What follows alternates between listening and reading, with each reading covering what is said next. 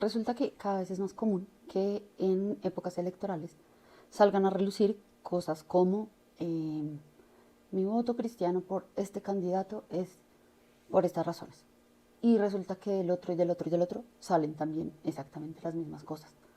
O en discusiones o conversaciones con personas creyentes sale esta carta de los valores cristianos. Entonces, a raíz de eso, y como cristiana que soy, me puse a pensar y dije, ok, volvamos a la fuente. Y pues la fuente es que la información que nosotros tenemos de Jesús procede de la Biblia, principalmente de los 4 evangelios, con los 4 libros, que son Mateo, Marcos, Lucas y Juan, en donde tenemos información sobre Jesús, no de toda su vida, porque de hecho al parecer hay un salto desde los 12 años de Jesús hasta los 30 y ahí volvemos a saber de Jesús. Sin embargo, nos dejan muchísima información.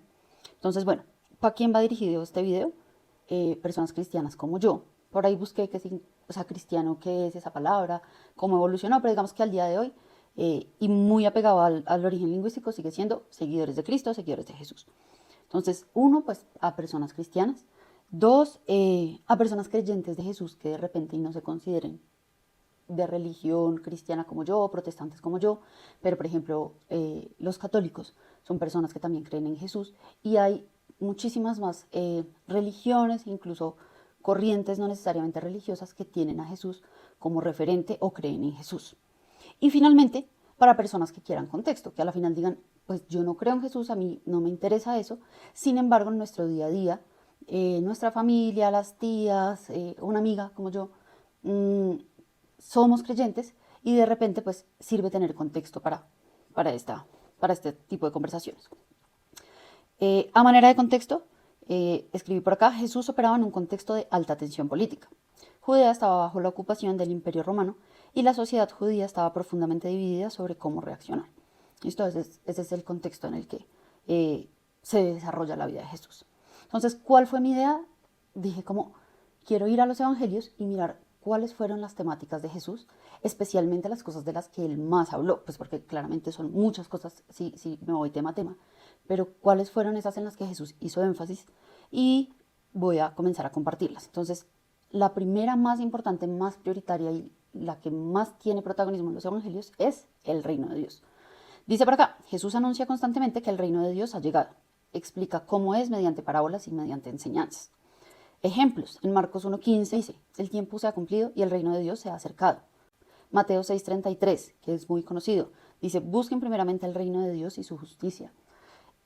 Muchas parábolas comienzan con expresiones como, el reino de los cielos es semejante a un sembrador, es algo como muy común. Parte de este análisis del reino de los cielos, como esta temática, es que cuando Jesús habla del reino de los cielos, ahí mismo empieza a amarrar otros temas, y una cosa muy especial, empieza a mostrarnos unos valores importantes. Entonces, ¿cuáles son esos valores más como en los que más Jesús hizo énfasis que encontré? Valor número 1, la humildad. Dice por acá Mateo 5:3, bienaventurados los pobres en espíritu, porque de ellos es el reino de los cielos. Otra versión dice directamente los humildes. Otro valor asociado al reino de los cielos, la justicia. Dice Mateo 5:6. Mateo 5 es un pasaje precioso, yo lo recomiendo un montón, es el Sermón del Monte, y contiene, creo yo que condensa muchas de esas enseñanzas de Jesús, las más importantes. Dice Mateo 5:6 del Sermón del Monte, bienaventurados los que tienen hambre y sed de justicia. Mateo 23:23 dice por acá, pero han descuidado los asuntos más importantes de la ley, tales como la justicia, la misericordia y la fidelidad.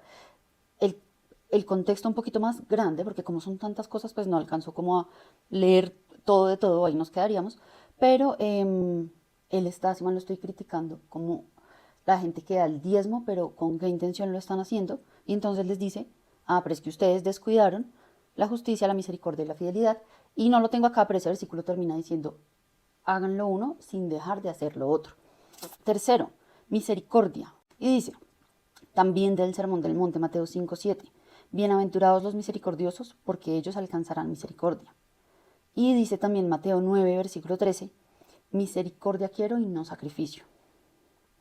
Siguiente valor, compasión. Y escribí por acá, el reino de Dios no es indiferente al sufrimiento humano. Hay un versículo que puse de primeras, que es Mateo 9:36, y dice, al ver las multitudes, tuvo compasión de ellas. Pero podemos analizar la compasión desde muchas más dimensiones. Ante las necesidades físicas y el hambre, dice Mateo 15:32, que es el capítulo que habla sobre la alimentación de los 4.000 hombres, porque no contaban mujeres ni niños.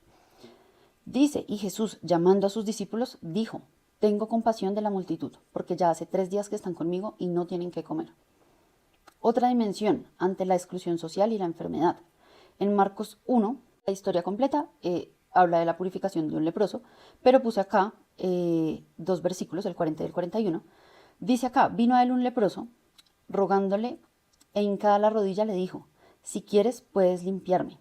Y Jesús, teniendo compasión de él, extendió la mano y le tocó y le dijo, quiero, sé limpio.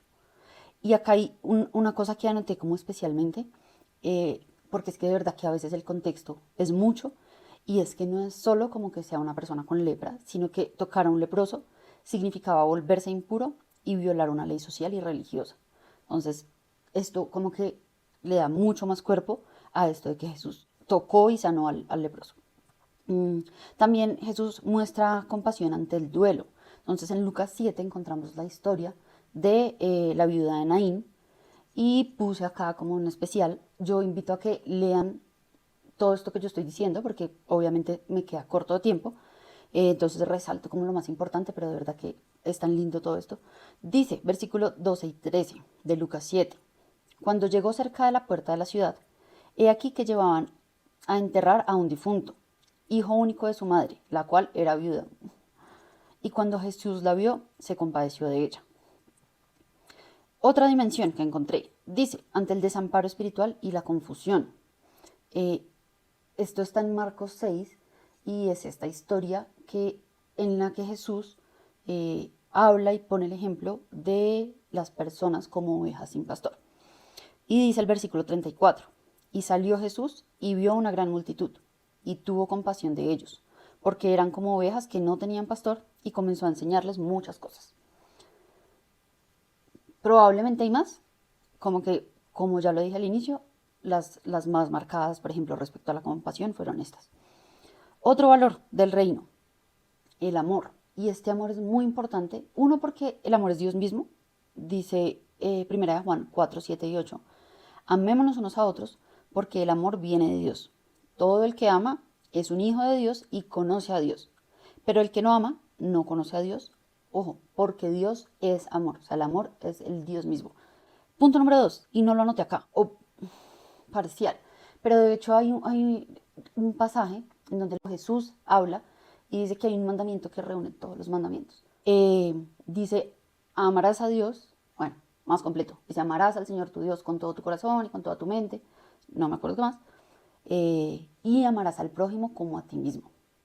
Entonces el amor es fundamental, o sea, imagínense para que Jesús lo ponga como el mandamiento que agrupa todos el resto de mandamientos. 2, pues Dios es amor. 3, puse por acá Mateo 5:44. Es tan fuerte el mensaje de amor de Jesús que pone acá una cosa que me parece igual compleja y dice, amen a sus enemigos. Y creo que me podría quedar más hablando sobre el amor, pero bueno, pasemos al siguiente. Servicio. Y puse por acá una notica que dice, en el reino la autoridad existe para servir. Y puse 2 versículos. Mateo 20:26 dice, el que quiera hacerse grande entre ustedes deberá ser su servidor. Un mensaje completamente contrario a lo que muchas veces vemos en distintos ámbitos, pero en este que estoy hablando de política, definitivamente es uno en lo que lo vemos por allá en otro lado. Y en Marcos 10:45 dice, el Hijo del Hombre no vino para ser servido, sino para servir. Acá digo una cosa importante y es que yo me estoy refiriendo acá como a las temáticas porque el texto es una cosa que todos tenemos, bueno, casi todos, pero por ejemplo muchas personas, bien sea en físico tenemos una Biblia en la casa o en la casa de la abuelita, o tenemos acceso a información, entonces por internet, bueno, mentiras, no todas las personas, hay muchas personas que no tienen acceso a estas cosas, pero otro tema. Pero los que están viendo este video, si están viendo el video, pues tienen acceso a buscar la Biblia en internet. Pero hay algo más profundo todavía y es analizar cómo vivió Jesús, o sea, no solo lo que dijo, que igual es brutal y son las enseñanzas que le cambian a uno la existencia, al menos es mi caso, pero ver el actuar de Jesús, analizar, por ejemplo, meterse uno a veces en el contexto de algunas historias y entender, ejemplo, por qué Jesús llega al templo y encuentra todo esto vuelto un mercado, y bota todo, y entonces se mete uno más al contexto y mira, no, esperen a ver cuáles eran las monedas usadas, y al final darse cuenta que a la gente que menos tenía era a la que más la estaban explotando. Es una cosa espectacular. Y esto me acordó de todo lo que acabo de decir, porque recuerdo otra parte, otra historia que está ahí, y es cuando Jesús toma la decisión de lavarle los pies a los discípulos y cómo ellos reaccionan, pues asombrados e incluso no queriéndose dejar lavar los pies, pues porque por quién era él. Entonces no es solo lo que él dice, sino cuando uno va y mira en lo que pasó, en el relato, en las acciones, pues es un nivel de coherencia precioso. Siguiente valor, verdad e integridad. Aquí anoté, también se pueden ver en diferentes dimensiones. Entonces, por ejemplo, en lo que hablamos en nuestras palabras. Dice Mateo 5:37 de el Sermón del Monte. Dice, pero sea vuestro hablar, sí, sí, no, no. Porque lo que es más de esto, de mal procede. Hay otra versión que dice algo así como que tu sí sea un sí, que tu no sea un no. Y creo que esto habla mucho de la integridad, al punto de que Jesús dice es que ni siquiera... me puse a buscar un poquito el contexto de este versículo y decía que era muy común, cosa que de hecho hoy sigue siendo muy común, jurar por cosas. Te lo juro por, no sé, por Dios, por el cielo, por mi madre, mi padre, no sé, que era muy común. Y entonces aparecía como que, de verdad, cuando Jesús dijo esto, dices que una persona debe ser tan íntegra y tan sincera, o sea que su sí es sí, no es como que necesite más adornos. Otro ítem que puse acá, o como otra dimensión, desde la que se puede evaluar este valor de la verdad, estos valores de la verdad y de la integridad. Entonces puse acá frente a las apariencias. Y de esto sí que hay material, o sea, acá puse re poquito, pero hay mucho en donde se ve esa confrontación de Jesús a el tema de las apariencias. Puse acá Mateo 23, solo los versículos 25 y 26, pero el contexto un poquito más amplio es una denuncia justamente a la hipocresía. Y dice, ¿qué aflicción les espera, maestros de la ley religiosa y fariseos? Ayer hablaba con una amiga y como que charlábamos y decíamos, la palabra fariseo se ha vuelto como, claro, por todo esto, de una connotación negativa, al punto que olvidamos que los fariseos eran los maestros de la ley, los duros, los que la cuidaban, la protegían. Dice, ¿qué aflicción les espera, maestros de la ley religiosa y fariseos? Hipócritas, pues se cuidan de limpiar la parte exterior de la taza y del plato, pero ustedes están sucios por dentro, llenos de avaricia, y se permiten todo tipo de excesos. Fariseo ciego, primero lava el interior de la taza y del plato, y entonces el exterior también quedará limpio. Esto es como muy completo, o sea, la palabra verdad ahí creo que se queda corta, y creo que este es más como de integridad. O sea, ni siquiera es... Y hay otro, que creo que en otro punto más abajo sí lo toco, que es cuando los llama sepulcros blanqueados. Y es esa crítica que sí, claro, tu apariencia, tu hablar, lo que tú dices, lo que vendes, una cosa, pero Jesús hace ese llamado a la profundidad. Hay otra parte abajo, es que no me quiero ahí, no quiero adelantarme, pero como que ay, es una cosa tan bonita y tan completa. Entonces, bueno, esto frente a las apariencias, porque justo les está diciendo, sí, todo por fuera muy bello y todo, pero ¿y por dentro qué? Eh, no haré más comentarios, pero no, esto se me alarga un montón. Otra dimensión desde la que pude ver los valores de la verdad y la integridad. Dice, como camino de libertad espiritual. Y acá es lindo porque uní dos versículos. Hay un versículo, y puse acá, conocer la verdad es conocer a Jesús mismo. Dice Juan 14:6, Jesús les dijo, yo soy el camino, la verdad y la vida. Nadie viene al Padre sino por mí. Entonces acá Jesús se define a él mismo como el camino, pero se define a él mismo como la verdad. Y entonces puse también Juan 8:32, que también es otro versículo famoso, y dice, y conoceréis la verdad, y la verdad os hará libre. Siguiente valor. Paz.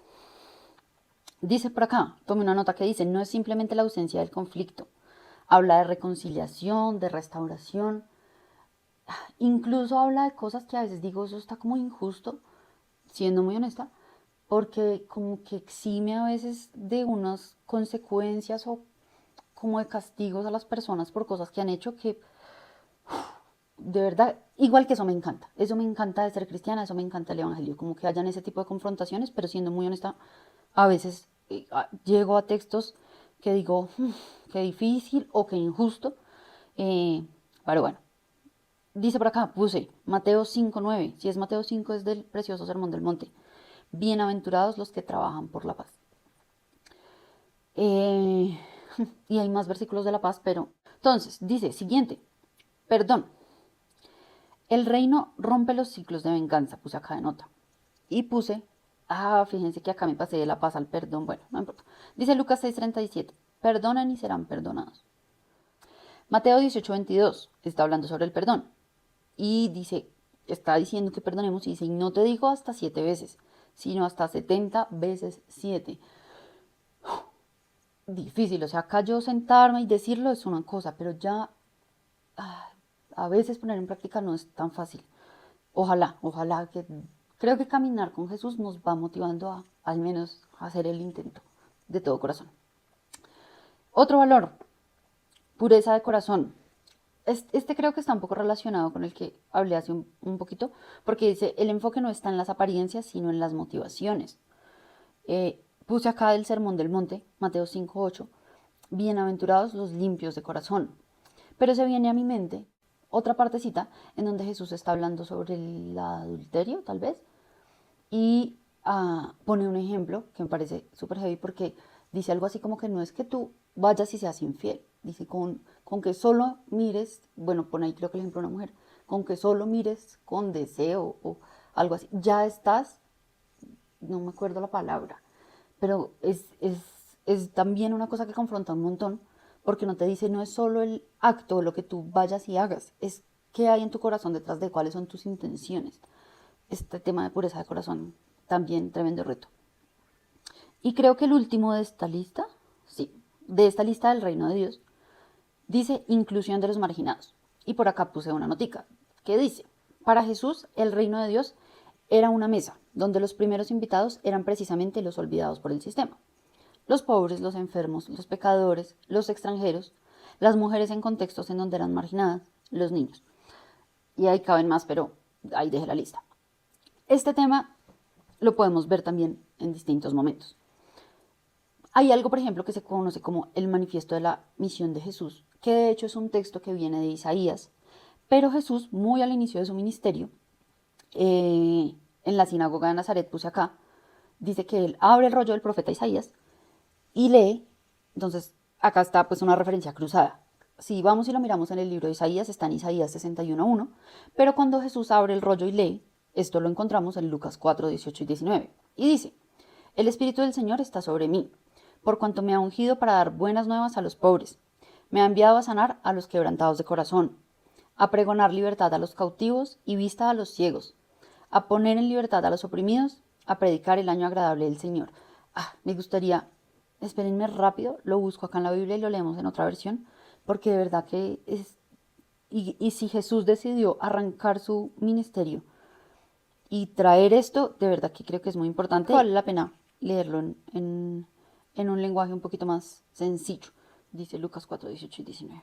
Voy a ponerlo en otra versión que se llama la traducción en lenguaje actual y justamente una versión pues con un lenguaje demasiado masticadito.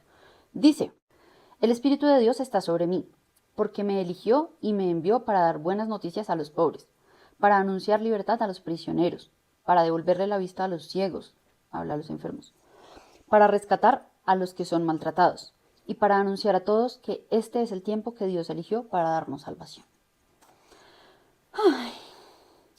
A mí hay veces hay gente que me ha dicho como, ¿usted cómo sigue siendo cristiana? Yo hoy no, en todo el tiempo en que he preparado esto, yo decía, ¿cómo no? ¿Cómo no son cristianos ustedes? No, mentira, respeto a cada persona, pero esto es demasiado lindo. Dice, acá puse otra nota. Jesús define el reino de Dios no desde un palacio real, no desde el poder político, sino desde la periferia. Su mensaje empieza y se dirige intencionalmente hacia aquellos que la sociedad de la época había dejado atrás. Otro contexto en el que podemos ver la inclusión de los marginados. Entonces puse por acá, compartir la mesa con los indeseables. Voy a leer acá, obviamente solo un pedacito, y les dejo pues la cita si alguien quiere leerla, ojalá. Y esto está bueno, hay dos, está en dos evangelios. Está en el libro de Marcos, capítulo 2, a partir del 15 creo, no, del 13 al 17, y está también en Lucas 5, del 27 al 32. Ahí están ambos lados. Y es la cena en la casa de Leví. Importante, Leví era un recaudador de impuestos. No diré más. No diré más porque de hecho, aunque se me salen cosas, parte de mi idea cuando quise hacer esto era ni siquiera que esto sean mis opiniones personales, que son chéveres mis opiniones, creo. Pero realmente no, o sea, es como, vuelvo y lo digo, quise como ir a la fuente, mirar los textos y como transmitir un poco eso que encontré ahí, quitándole como mis opiniones para no generar como ningún tipo de sesgo en lo posible. Cosa que igual es muy difícil hacerlo al 100, pero lo estoy intentando. Entonces dice acá, hay otra cosa muy importante de esto que voy a leer acá, y es que estamos hablando de una comida, ya puse que la cena en la casa de Levi. Y eso muy importante es que en esa cultura comer con alguien era un acto profundo de comunión, aceptación e inclusión social. Digamos que no es tan así hoy en día o no en todos los contextos. Entonces, voy a leer únicamente de Marcos 2, los versículos 15 y 16, y dice, aconteció que estando Jesús a la mesa, en casa de él, o sea de Leví, muchos publicanos y pecadores estaban también a la mesa juntamente con Jesús y sus discípulos, porque habían muchos que le habían seguido. Y los escribas y fariseos, los dueños de la ley, los que cuidaban pues las escrituras, viéndole comer con los publicanos y con los pecadores, dijeron a los discípulos, ¿qué es esto que él come y bebe con los publicanos y pecadores? Claramente en un tono de crítica, en un tono que es un tono que uno encuentra muy constante en muchos relatos hacia Jesús. Muchas veces un tono de querer probarlo, de querer ponerle trampa, de querer hacer que él diga algo que se lo puedan criticar por algún lado. En fin, pero ahí estaba Jesús sentado con esos que los maestros de la ley decían. Otra historia en la que podemos ver este valor de la inclusión de los marginados. Entonces puse por aquí la parábola de la gran cena y puse una notica que dice, el reino se llena con los marginados, los vulnerables y los que nadie más quiere invitar. Puse acá el texto Lucas 14 del 21 al 23. Ve pronto por las plazas y las calles de la ciudad y trae acá a los pobres, los mancos, los cojos, los ciegos. Ve por los caminos y por los vallados y fuérzalos a entrar para que se llene mi casa. Gente que, de hecho en esta cena está invitado todo un grupo diferente y la gente no llega. Y Jesús hace esto que acabamos de leer. Gente que muy probablemente, por ejemplo, los maestros de la ley jamás habrían invitado a cenar. Y en el último contexto que lo puse acá fue la dignificación de las mujeres y los extranjeros. Mentiras, de las mujeres, los extranjeros y los niños. Entonces puse acá Juan 4, que es el capítulo en el que se habla de la mujer samaritana. Y a manera de contexto puse, los judíos no se hablaban con los samaritanos, los maestros religiosos no hablaban con mujeres en público, y Jesús acá rompe ambas barreras. Dignifica la historia de esta mujer samaritana y la convierte en la primera evangelizadora de su aldea. Una cosa súper importante. Y los niños, también como que revisé un poquito ese tema de los niños y encontré, los niños no tenían estatus social ni valor legal. Y como lo dije hace un ratico cuando estaba hablando de la alimentación de los 4.000, ni siquiera eran contados. O sea, cuando a veces nosotros vemos la historia, no quiero hacer un madurazo, de los panes y los peces, esa cuenta no incluye mujeres y niños. O sea, eso, quién sabe cuánta cantidad de personas fueron. Entonces, Ese es un ejemplo de que los niños eran como que no tenían una importancia. a nivel de estatus social, claramente. Dice por acá, en Mateo 19, intentan unos niños acercarse a Jesús y los discípulos los intentan detener para que no lo molesten. Y este también es un versículo muy conocido, está en Mateo 19:14, y dice, dejen que los niños vengan a mí y no se lo impidan, porque de los tales es el reino de los cielos. Entonces, tema 1, reino de Dios.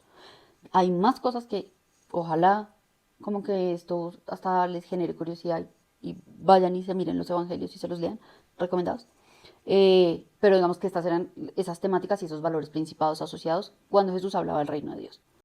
Temática número 2, la hipocresía religiosa. Sí que hay de esto. Sí que hay de esto y lo mismo, intenté como información más específica. Puse por acá, los líderes religiosos recibieron duras críticas de Jesús al ver que utilizaban la religión para obtener prestigio, poder, influencia, reconocimiento social. Ay, qué Karen, ¿de dónde saca esto? Entonces, bueno, por un lado, hay críticas. Ay, ya. Esto lo dije hace un rato y acá llegué. Hay muchas críticas de Jesús respecto a este tema de aparentar. Entonces, por acá puse un versículo que está en Mateo 6:2 y dice Jesús, cuando des limosna o des ofrendas, no hagas tocar trompeta delante de ti, como hacen los hipócritas en las sinagogas y en las calles, para ser alabado por los hombres. De cierto te digo que ya tienen su recompensa.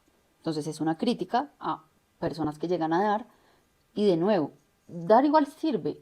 A la final yo a veces he tenido conversaciones con gente sobre dar y sobre las intenciones y honestamente creo que hay tanta necesidad en tantos ámbitos que yo al menos digo, ay, así tenga malas intenciones de, porque sirve. Pero en realidad, qué lindo abordarlo como lo aborda Jesús. No lo hagan de manera hipócrita, o sea, revise y revisemos, y les dice acá ya a ellos, revisen esas intenciones, porque entonces era gente que llegaba a dar una ofrenda y mejor dicho, si podían llevarse a Rogelio, lo hacían para hacerse notar, porque esa era la intención. Dice por acá otro texto, por ahí en Mateo 23, dice, hay de ustedes maestros de la ley y fariseos hipócritas, que son como sepulcros blanqueados. Por fuera lucen hermosos, pero por dentro están llenos de huesos muertos y de impurezas. Los sepulcros. Los sepulcros que leí que de hecho en esa época era muy común pintarlos de blanco para que se vieran más bonitos. Así también ustedes por fuera dan la impresión de ser justos, pero por dentro están llenos de hipocresía y de maldad. Cuidémonos de las personas así, que guardan una apariencia y tienen unos discursos. Por fuera dan la impresión de ser justos, pero por dentro están llenos de hipocresía. Otro pasaje en donde encuentro críticas de Jesús a este tema como de la hipocresía. Dice por acá, el hecho de condenar los errores de otros, ignorando los errores propios. Este es de los famosos, está en Mateo 7, acá solo cité del 3 al 5, y dice, Jesús pregunta, ¿andas mirando la astilla en el ojo de tu hermano y no reparas en la viga que hay en tu propio ojo? Bueno, viene otro pedacito, y vuelve más adelante Jesús a decir, hipócrita, saca primero la viga de tu ojo y entonces verás claro para sacar la astilla del ojo de tu hermano. Insisto, no haré más comentarios, el texto es demasiado diciente y no quiero incluir tantas opiniones mías ni comentarios. 3. Las motivaciones, que igual están muchas cosas muy relacionadas, o sea, como que cosas del reino de Dios y de los valores que expuse, pues tienen que ver con esto de las apariencias y a la final las motivaciones también están ahí amarradas porque justamente es eso, como desde adentro, desde lo que no se ve, qué hay ahí y cómo eso me hace a mí actuar de X o Y manera. Entonces puse por acá Mateo 15, versículo 18. Dice, pero lo que sale de la boca, del corazón sale, y esto contamina al hombre. No sé si es este mismo o es otro, que también es famoso, y dice que de la abundancia del corazón habla la boca. Es este llamado a veces, venga, espere, ¿qué es lo que están hablando? Y este enfoque de que sale del corazón y dice acá, y eso contamina al hombre. De hecho, este mismo versículo creo que continúa diciendo como que del corazón salen los homicidios, menciona más cosas, pero se me pasan en este momento y no las anoté. En este punto de las motivaciones, creo que hay unas que corrompen la integridad humana y transgreden la relación con el prójimo. Uno, encontré el orgullo. Y de esto, acá yo como que dije, voy a enfocarme en los evangelios, porque donde me vaya yo para allá para los proverbios, otras cosas. Lucas 14:11 dice, porque cualquiera que se enaltece será humillado, y el que se humilla será enaltecido. Sí que hay críticas, y de hecho bueno, sí me voy a ir un momento. Hay un proverbio que dice como 6 cosas, no me acuerdo en particular, pero como que, no sé, 6 cosas le molestan a Dios, pero 7, no sé cómo decirlo porque no me acuerdo, pero, o sea, tenaz. Y una crítica clarísima al orgullo, a la soberbia, a mirar al otro como decimos, por encima del hombro. Hay críticas por creerse más, por tener un concepto más alto de uno mismo del que se debería tener. O sea, este tema del orgullo, acá lo puse en este versículo porque pues, me enfoqué en los 4 libros de Mateo, Marcos, Lucas y Juan, pero realmente es una cosa de la que hay mucho más. Otra dinámica, la codicia. Entonces puse por acá, Jesús expone en el Sermón del Monte que no se puede servir a Dios y a las riquezas. La codicia nubla la compasión, impidiendo ver las necesidades de los marginados. Y yo creo, bueno, opinión pequeña mía, pero de verdad que en este tema de la codicia sí que se ve, o sea, sí que se ve a veces como personas con, por ejemplo, con una capacidad adquisitiva importante o personas que de pronto no tenían y empiezan a recibir, como a veces tristemente como que se les cambia el corazón, el trato a otros, como que su empatía se les va. Entonces, bueno, ya, entonces me voy a Lucas, capítulo 12, versículo 15, que dice, y luego dijo, tengan cuidado con toda clase de avaricia.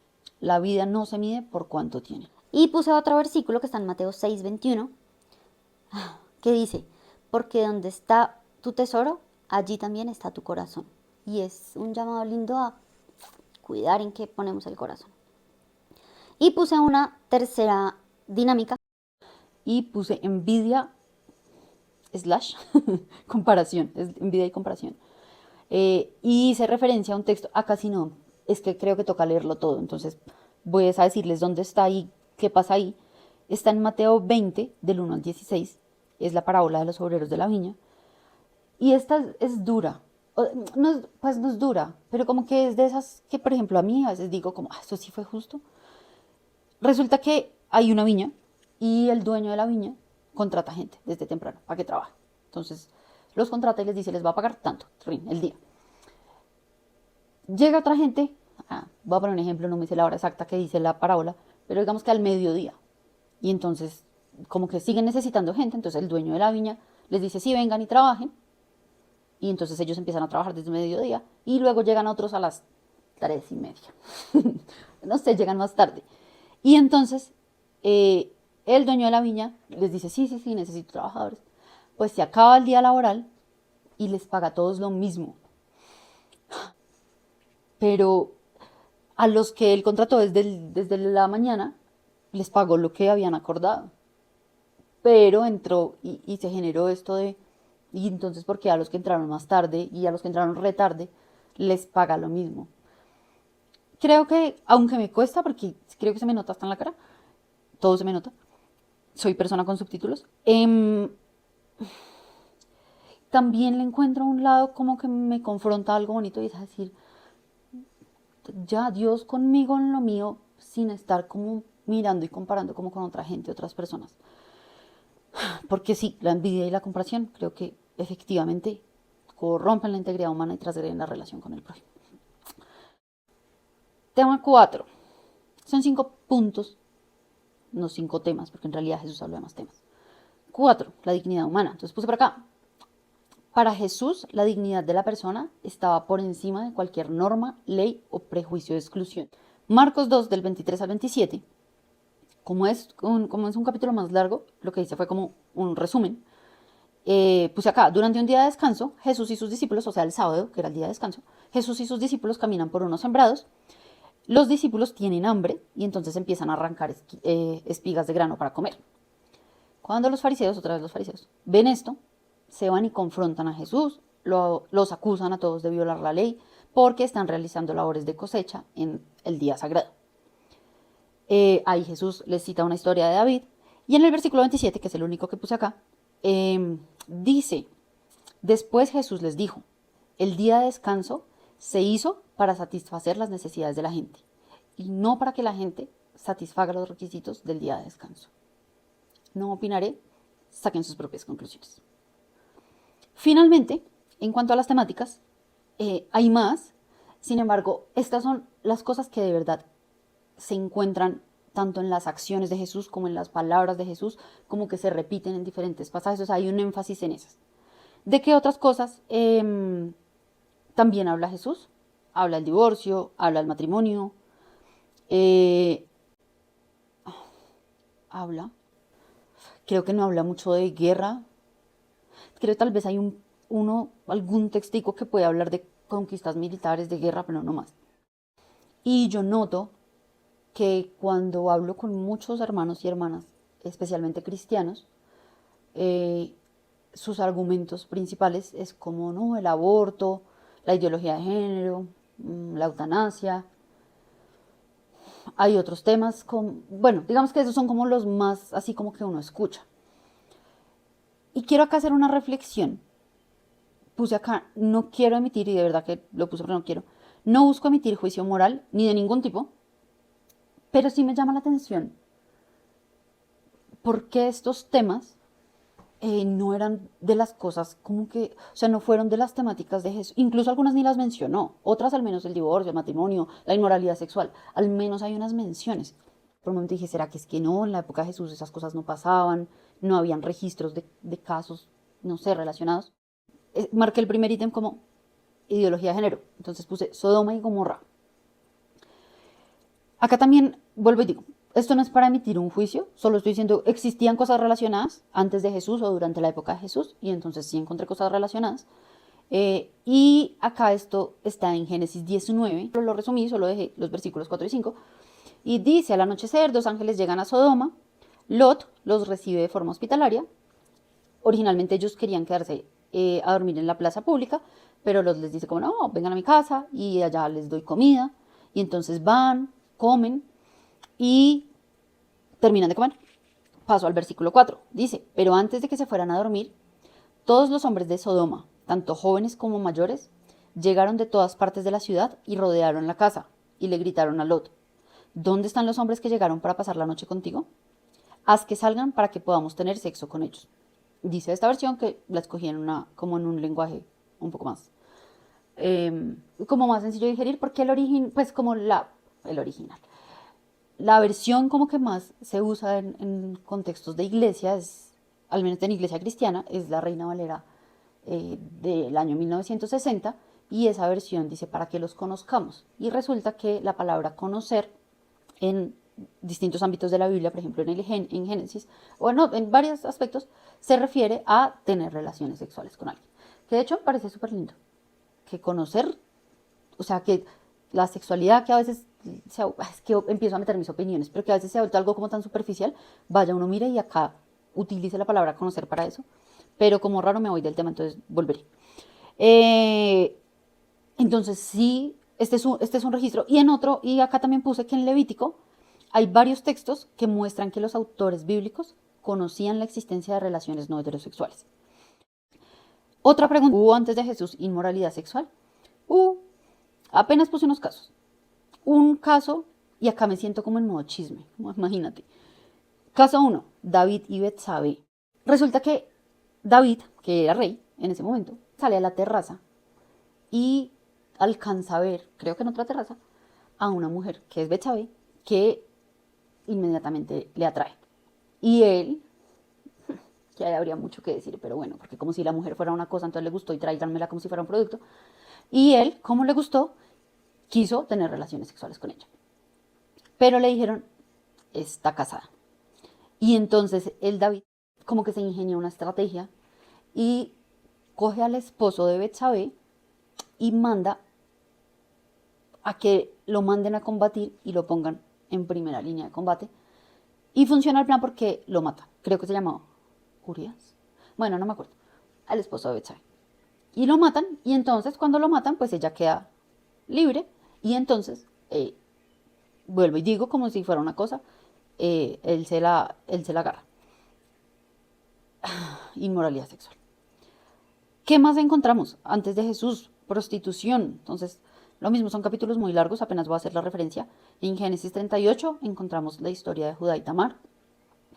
En Proverbios 5, no me acuerdo. Sé que está entre Proverbios 5 al 7, ahora no me acuerdo los versículos porque no anoté. Pero hay unas advertencias que hace aparentemente Salomón, que se cree que es la persona que escribió los Proverbios, o una de las personas que escribió los Proverbios, y hay advertencias contra la mujer adúltera, contra el hombre adúltero no hay, y hay muchos hombres adúlteros en el Antiguo Testamento, Y contra la prostitución, advertencias. O sea que existían estas cosas antes de Jesús y durante la época de Jesús. 3. Hay registrados casos de incesto en Génesis 19. Lot. Bueno, no emitiré juicios. Génesis 19, del 30 al 38. Narra un caso de incesto entre Lot y sus hijas. Lot, el mismo de Sodoma. 4. Violaciones. Dice por acá, Génesis 34, hay una violación a Dina. En segunda de Samuel 13 está la historia de Amnón y Tamar. Y otra vez en Lot, tenaz. Otra vez en la misma historia de Génesis 19, ya les había contado la primera parte de la historia, que llegan los ángeles y que se quedan en la casa de Lot y que luego llega la gente, llega la gente, no llegan los hombres y los ancianos y los jóvenes a decir que quieren acostarse con ellos. Y le dicen a Lot, sáquelos porque queremos tener relaciones sexuales con ellos. Y vean lo que responde Lot. Me da como dolor. Dice, Génesis 19, 8, responde Lot, tengo 2 hijas que todavía son vírgenes. Voy a traérselas para que hagan con ella lo que les plazca. Y finalmente puse como hay algún registro de abortos. Y acá realmente hay 2 presunciones. Una no la anoté. Está creo que en Éxodo o en Deuteronomio. Bueno, está en el Pentateuco. El Pentateuco se le conoce a los 5 primeros libros de la Biblia, que son Génesis, Éxodo, Levítico, Números y Deuteronomio. Por ahí. Creo que en Éxodo o en Deuteronomio hay una parte en la que dice algo así como que si 2 hombres se están peleando y en medio de la pelea le pegan a una mujer embarazada y eso hace que se adelante el embarazo. Entonces hay como que algunas discusiones teológicas respecto a si eso puede hacer referencia a un aborto o no. Pero la que es como un poquito más cercana, que sigue siendo igual una presunción, está en Números 11:31, perdón, Números 5, del versículo 11 al versículo 31. Es una cosa muy fea. O sea, no me voy a ir. Pero leer ese tipo de cosas, yo marco en rojo las cosas como que de verdad a veces digo como que estoy leyendo. Eso está en rojo. Es un capítulo en el que dice que si un hombre sospecha que su esposa le fue infiel, va y la lleva ante el sacerdote y el sacerdote le da una bebida, que ahí está la presunción. Mucha gente apunta a que esa bebida es una bebida abortiva, que justamente si la mujer engañó a su esposo y está embarazada, pues va a causar la pérdida de su bebé. Y si no, pues no va a pasar nada y entonces no tienen de qué juzgarla. Es una presunción, también hay que decirlo porque pues esto, o sea, la idea es que esto sea lo más, vuelvo y lo digo, sin sesgo posible.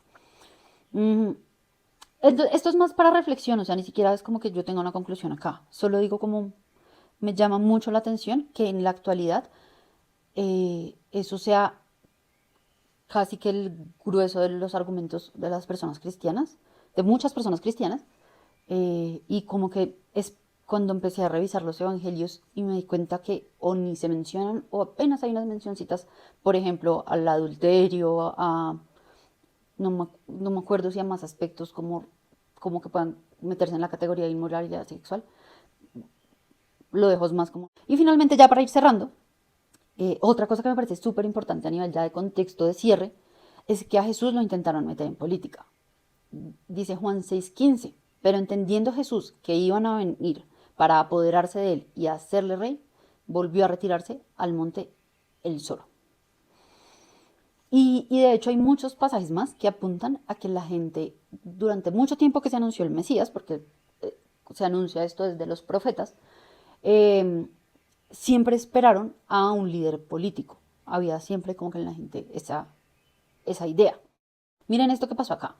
Los discípulos, después de haber compartido con Jesús, o sea, nosotros hoy tenemos las enseñanzas de Jesús, la Biblia ha trascendido un montón de tiempo y como que podemos saber estas cosas porque podemos leerlas, pero ellos vivieron con Jesús, compartieron con Jesús, comieron con Jesús, salieron con Jesús.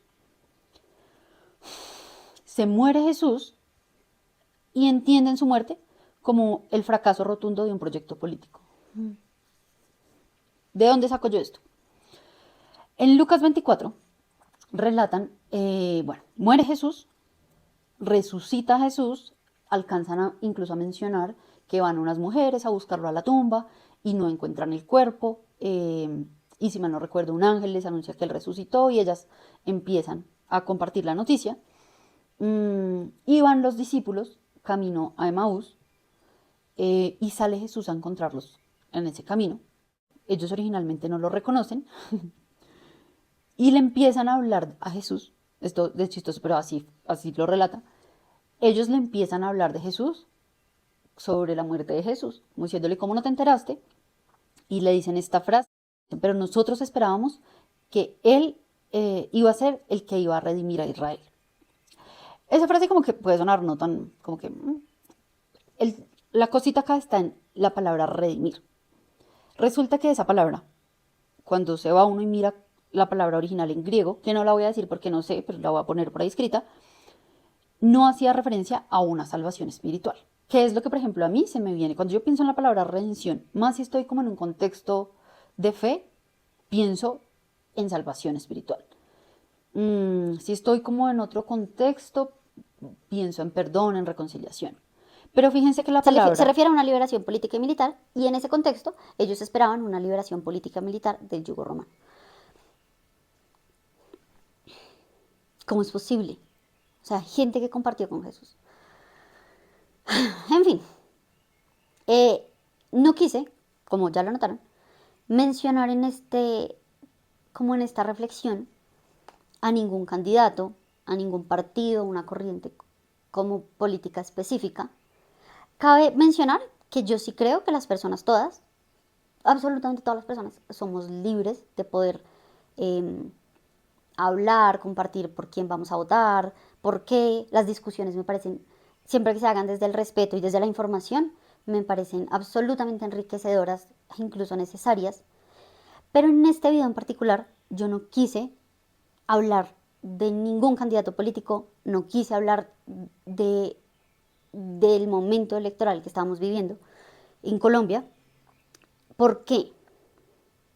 Razón 1. Dios, que los cristianos creemos que Dios es Padre, Hijo y Espíritu Santo, el mismo, es atemporal.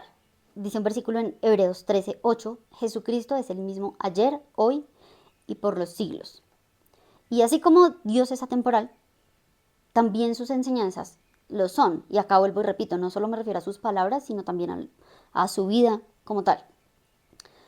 Tanto así que Jesús ha trascendido culturas, generaciones, gobiernos, sistemas políticos, etc. Y que esto pasa mucho en todo lado, o sea, en Colombia lo hemos visto un montón, en las elecciones pasa mucho, especialmente en las elecciones de presidentes. También pasó, por ejemplo, hace unos años, creo que hace 10 años, cuando se votó el plebiscito por la paz. Otro momento en el que también volvimos a salir las personas y muchos cristianos, y los argumentos eran muy similares, cuando hubo algo que se llamó la consulta anticorrupción. Bueno, en muchos momentos electorales pasa esto, que nos empiezan a decir, es que el candidato de Dios, es que el voto cristiano. Entonces dije como, o sea, yo quiero hablar es de Jesús y ahondar un poquito en, venga Jesús que hablaba, que enseñaba su vida. No quiero, al menos en este contexto en particular, porque a mí sí me encanta mucho hablar de como que la política siempre ha tenido un papel importante para mí, porque creo que todo acto humano es político, porque entiendo contextos y entiendo que le guste a uno o no, desde el lugar de la política se toman decisiones que tienen que ver con la gente, con las familias. A veces los cristianos también decimos mucho, no, que la familia. Y resulta que las familias comen, las familias trabajan, las familias se enferman y necesitan un sistema de salud. Y pues hay un alcance que la política tiene ahí, que por ejemplo nosotros como individuos o como iglesia o como comunidades, a veces se nos queda corto el alcance en ese tipo de cosas. Entonces, sí creo que es absolutamente válido y bueno poder como expresar cada persona sin sectarismos y sin idolatrías nuestros candidatos, pero en este ejercicio en particular yo quería hablar de Dios nos llama a ejercer el discernimiento, que Dios nos da sabiduría. Si queremos sabiduría, pidámosela a Dios y Él nos la da. Las personas cristianas como yo también creemos que somos creados a imagen y semejanza de Dios y creemos en un Dios bueno y en un Dios sabio. Creemos que Dios nos ha dado inteligencia, amor, dominio propio. También creemos en el Espíritu Santo. De hecho, creemos, y hay unos textos en las cartas de Pablo que dicen que somos el templo del Espíritu Santo, o sea, que creemos que el Espíritu Santo vive en nosotros. Y acá se puso un versículo, porque está en los Evangelios, que está en Juan 16:13. Y dice, cuando venga el Espíritu de verdad, Él los guiará a toda verdad. O sea, tenemos al Espíritu Santo, los que creemos en el Espíritu Santo. Lo tenemos, vive en nosotros, nos guía a la verdad. Tenemos herramientas como la oración. Antes de Jesús había toda una estructura del ámbito religioso y no había una comunicación directa de las personas con Dios, sino que esto se hacía por medio de como de roles en la iglesia, el sacerdote, y había un templo y el templo tenía una estructura, y entonces el pueblo llegaba hasta una primera parte y luego a la siguiente parte entraba solo otro grupo más pequeño y a lo que se llamaba el lugar santísimo, que ya era donde estaba la presencia de Dios, solo, o sea, más reducido todavía. Y cuando viene Jesús, hay incluso una representación gráfica como de todo esto que yo estoy contando, y es que se rasga un velo, que, que es el velo que indica la Biblia. Todo esto que yo les estoy contando está en Éxodo, así, de hecho, re específico, donde describen como todo el... Ay, se me va la palabra. Bueno, no es templo, era otra palabra, pero se me fue. Y justo en esa entrada de lo que es el lugar santo, el lugar santísimo, que es donde ya está la presencia de Dios, había un velo. Y cuando Jesús muere, se rompe ese velo y eso trae un significado, y es que Jesús abre un camino directo a Dios. Y entonces por eso las personas creyentes como yo tenemos esta confianza de acercarnos a Dios y orar. Tenemos todas estas enseñanzas como guía. Se me viene también a la mente un versículo que está del Salmo 110 que dice, lámpara es a mis pies tu palabra. Es que quisiera no decirlo como en esa versión porque me parece que a veces el lenguaje más sencillo, a mí me gusta como el lenguaje sencillo. No soy abogada, claramente. Y entonces, como que dice, parafraseado es eso, o sea, estas enseñanzas nos guían como una lámpara en la oscuridad que va guiando los pasos. Entonces yo digo, o sea, todo esto, que igual hoy se me queda corto y aún así quién sabe ya cuánto llevo hablando, pero todas estas enseñanzas que tenemos, pues sirven de guía. Entonces, es que tenemos acceso a información, también tenemos acceso a desinformación, pero hay herramientas que nos facilitan mucho las cosas. Por ejemplo, uno puede coger los planes de gobierno en cualquier escenario electoral, se los descarga, se los monta una inteligencia artificial y empieza uno a hacer preguntas, a indagar sobre esos textos. Ayer me recomendaron una herramienta y ya la olvidé, que de hecho coge solo el contexto de los documentos que uno le mandó y no como todo lo que encuentra en internet. Sí, tenemos todo para elegir con criterio, como creyentes. Hablo en este momento como creyentes, aunque como ciudadanos también. Pero como creyentes tenemos todo para nosotros mismos, cada quien desde su conciencia, con toda esta guía, tomar sus propias decisiones. Sin idolatría, sin andar pensando y esos discursos de que es que este es el de Dios, este es el del diablo. Tenemos todo y me parece un atropello a nuestra inteligencia que una persona prácticamente nos diga, no piense, usted tiene que elegir esto. Miren todo lo que tenemos. Hay cosas que nos corresponden como hijos de Dios y que no le corresponden a la política ni a las instituciones de gobierno. A veces pareciera que quisiéramos que el gobierno hiciera lo que nos corresponde a nosotros. Es una ofensa que nos quieran imponer un candidato específico, sea cual sea, o una idea, especialmente si lo venden como el candidato de Dios. O frases como Dios nos mostró que es este, entonces todos ustedes voten por eso. Miren todo lo que tenemos. Sí creo que esto es una invitación a decidir con conciencia, entendiendo los aspectos en los que la política sí puede incidir y los aspectos en los que la política se queda corta. Sí creo que es parte de nuestro deber y creo que es así, es como una invitación, pero que Dios y cada persona es de su análisis y es de un ejercicio bonito, ojalá guiado por el Evangelio que, insisto, me parece espectacular. Cada persona elija. Termino. Conclusiones que escribí yo después de toda esta información que me encantó revisarla. O sea, vuelvo y les digo, ¿cómo no ser cristiana? No entiendo ni quiero averiguarlo. Conclusiones. Jesús dejó claro que para él el dinero y las estructuras estatales tienen un valor puramente terrenal y limitado. No planteó un proyecto político, no llamó a una revolución armada, no redujo su mensaje a una agenda política. Nunca se dejó encasillar por los bandos políticos de su época que lo intentaron. Nunca consideró al gobierno como algo sagrado, pero sí le daba un lugar humano legítimo, reconociendo e invitando a cumplir con los deberes y derechos civiles, como por ejemplo el pago de impuestos. Ese es otro famoso, este versículo de darle al César lo que es del César y a Dios lo que es de Dios. Ya no me voy a alargar más porque, insisto, para alargarme soy buenísima, entonces ya dije que para cerrar, no le endilgó a la política cuestiones morales. Rechazó usar las estructuras del poder político del mundo para instaurar el reino de Dios. Jesús enseñó que el verdadero poder está en el servicio. Y quiero terminar con un versículo que está en Lucas 6:46. Y dice Jesús: ¿por qué me llaman ustedes Señor, Señor? Lo repite, y no hacen lo que les digo. Agradezco un montón a la gente por pues que llegó hasta acá y que me escuchó todo esto. No diré que intenté ser corta, porque sé que no, pero de verdad como que intenté ser lo más concreta posible, meter lo menos posible de mis opiniones y como que hacer una revisión, un viaje por el Evangelio que ojalá nos aporte en todo sentido, porque sí, creo que es un aspecto importante. Que Dios les bendiga. El fin.